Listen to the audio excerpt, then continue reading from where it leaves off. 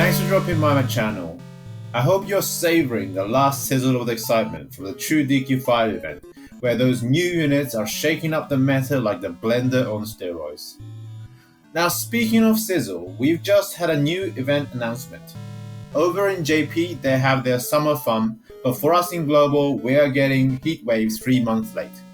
It's so hot that even the Hellfire Prince Psaro himself is delivering that heat right to your door. Join me as you unravel the skills of smoking hot Psaro's abilities and witness firsthand how he changes the game. Don't miss out the ultimate guide to maximizing Psaro's potential. There's a lot to get through, so let's dive into Prince Psaro's skillset right away. His key DPS skill is A rank Unreflectable Crack Spell, which scales with his high attack parameter. It features an impressive 7-tile AoE fan range.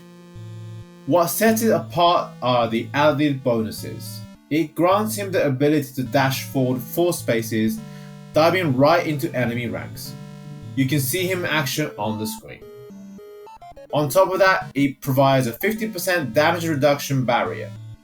This skill is his total package and often his top choice in most situations. Next in his arsenal is a Frizz single target damage skill that not only packs a punch, but also restores 30% of damage inflicted.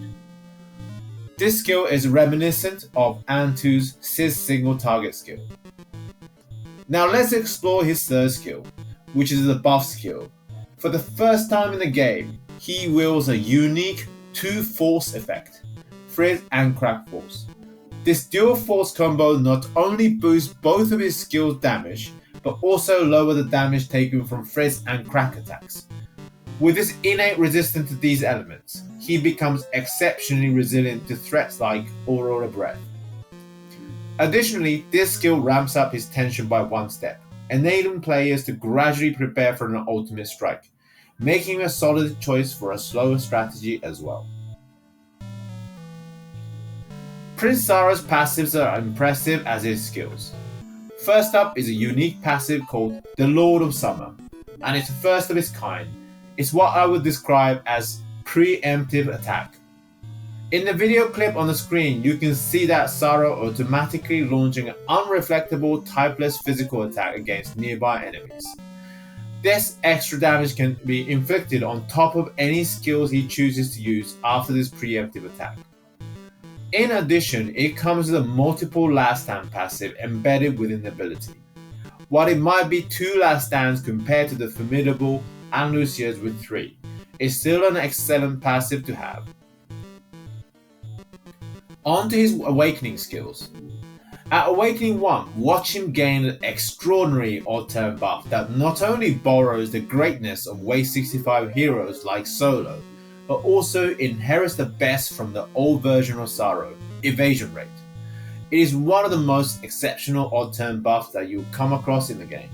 At Awakening 3, Prince Psaro gets an upgraded version of Wrath from Psaro, boosting damage by 1.5 times below 20% HP and gains status immunity akin to Dragonite Die.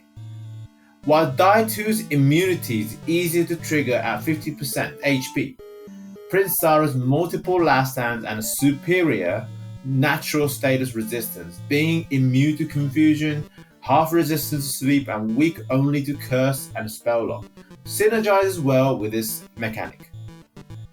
So his immunity, multiple last stands and superior status resistance versus Die 2 makes him resilient and adept at purging undesirable status effects. At Awakening 5, Psaro secures a double breath resistance, countering Hero 5's Zenithian Cypher that bypasses last stands. Unlike Antu, Psaro, protected by this double breath resistance, avoids 1 shot from Hero 5.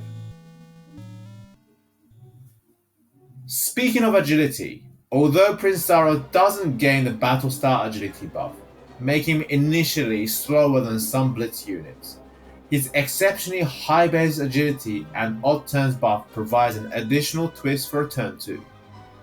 After second turn, he acquires an agility buff propelling him to high speed, just behind Parry and on par with young Terry. This implies that against many of the current Blitz units, he can outspeed them on turn 2, acting after these units on turn 1 but before them on turn 2. What I usually call a double tap. Among the units capable of agility shifting from odd turn buff, like Hero Solo, An-2 or Dragonoid Baram, Prince Psaro stands out by far as the fastest unit that can capitalize easier on this agility shift. This trait is useful on all contents, PvP, PvE, RTA, you name it, but notably in GVG defense.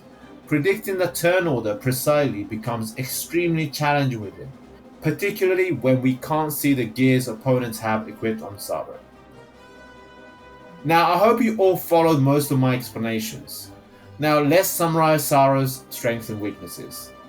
This task was quite a challenge due to the multitude of features that make Psaro exceptional.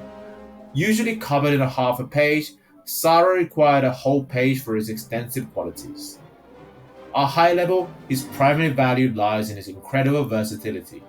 Whether it's PvP, PvE, GVG, RTA, or adopting Blitz or Turtle strategy, Psaro stands out as one of the most adaptable units in the game across various playstyles. Grouping his numerous skills and passive into two categories.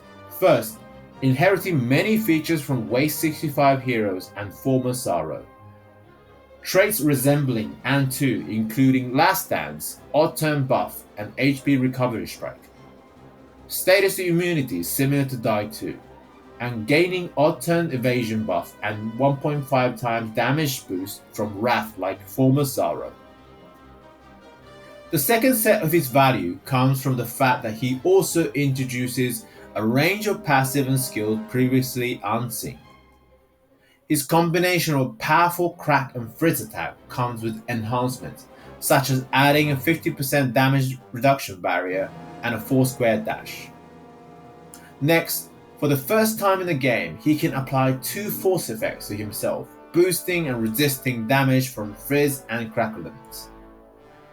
This skill also allows him to accumulate tension, allowing him to fit into slower playstyle as well, if desired. Boasting the valuable passive of 2 Last Hands effect, Psaro naturally faces a potential threat from likes of Hero 5 Zenithian Cypher that ignores it. However, his double breath resistance serves as a robust defense against such threats. With the highest base stats among units with odd turn buff, Psaro effortlessly executes a double tap between turn 1 and turn 2. For example of this, imagine Psaro facing off against the latest meta unit, Ladger. Executing a double tap on Ladger weakness with his sure hit unreflectful crack spell and agility shift, delivering devastating damage. When facing another new meta unit, Hero 5, Psaro defends well against Zenithian Cypher and unleashes devastating frizz blow of brilliant damage. With many incredible traits that you saw, you might be thinking, there couldn't possibly be any reason not to pull for such fantastic unit, right? Well, hold on to your seat because I've got a few caveats to drop on you. Now remember the good old days of old Psaro wreaking havoc with his typeless attack Discontinuum? It's what made him versatile in all kinds of contents. Well, unlike his predecessor, Prince Psaro lacks a typeless attack. This means units with the crack or frizz resistance can limit his options and damage potential, causing trouble against foes like slimes with metal body or tricky enemies like mythical Juliante. Next, the dash skill on the crack attack, letting him dive into the center of enemy formation, but it is a double-edged sword in my opinion. While disrupting back row DPS can work in your favor, it also exposes him to enemy focused fire, may let them have the Wave 65 advantage early in the fight. Next up, I was never a fan of Die 2 status immunity, and here, activating it with Psaro is even more challenging. Despite the assistance from Last Dance, the prevalence of multi-hit and follow-up skills means Psaro must either be in the kill range to gain status immunity, or be in full health and risk succumbing to status effects. It seems like you can't have both with Psaro, or at least it's very difficult to. Moving on, Frizz and Crack dual force is undoubtedly great. However, when considering units like Graynor and Jamirus, who auto-cast and apply force effects to nearby allies, he forces out for himself only. Neither it is an auto-cast, costing him a turn and slowing down the battle's overall pace, is somewhat disappointing. The new preemptive attack, while interesting, it is not as significant in damage. A more significant issue with this passive is that its physical attack, removing strong status effects like sleep, confusion, and charm. Imagine waking up Estark, clearing charm of Darkonian Slime, or giving a light slap on the confused Dragon of Brian's face. Far from an ideal scenario, as you would agree. Psaro's resistance are unusual. With no adjacent resistances and weaknesses, he lacks a perfect fit for a TNT stage. Against certain units, he may end up taking a considerable damage. Additionally, lacking multi-hit attacks poses a struggle in the mirror fights against enemy Prince Psaro or Antu. In regards to his last stand ability, which is naturally weak against multi-hits and follow-ups, is a point worth noting given the numerous units in the future that can counter Prince Psaro and Antu's multiple last stands, like young Eric or Mia. Also take a note and watch out for his Zap and Zam weaknesses, especially against Estark's devastating blow and upcoming Zap and Zam meta units like Graynor and Barbarous Blossom or Halloween Veronica. Now the moment you've been waiting for, my final take on the enigmatic Prince Psaro. At high level, I would say this powerhouse is a roller coaster of highs and lows. At Awakening 1, Psaro is already like a wrecking ball of destruction in PvE. His double last stands, Frizz and Crack Force, and Tension Boost make him a beast. But he's missing that versatile punch with Typeless attack, which means he's not quite the PvE dominator his predecessor Psaro was. Still, snag 2 extra copies to unload the upgraded Wrath, and suddenly he's your go-to guy for various PvE contents. In PvP, Psaro last stand is sneaky trickster, fooling enemies' AI into thinking they've got the upper hand. Ideal for those nail-biting GVG offense moments. Watch out though, as I said, there are a number of multi-hit attackers like Graynor, Barbarous Blossom soon to be released, who can essentially penetrate through his last stands. Now what about High Awakening? High Awakening, Psaro playing in the big league with the true DQ5 event units. The damage is even higher than it was at Low Awakening, and with double breath resistance, he becomes a lot more resilient against opponents like Graynor, Barbarous, and Hero 5.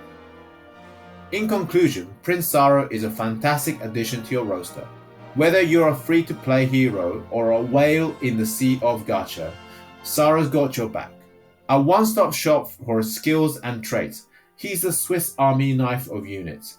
No matter your playstyle, game mode, or play level, Psaro will be a great addition to most of your team compositions. But be mindful of his few drawbacks.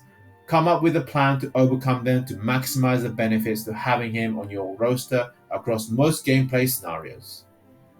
Finger crossed I snag at least one copy, and for those missed out on Antu, may the gacha odds be ever better in your favor. Psaro could be your golden ticket to victory. Best of luck, everyone. Now, holiday notice. As the year end approaches, I wanted to inform you that my access to recording kit will be limited during this time. If I'm unable to post before year end, I wanted to take this opportunity to wish you a fantastic winter break. I'm truly grateful for the support the community has shown for the channel since I started creating videos earlier this year. Thank you again for your support, and here's to a respectful and joyful holiday season.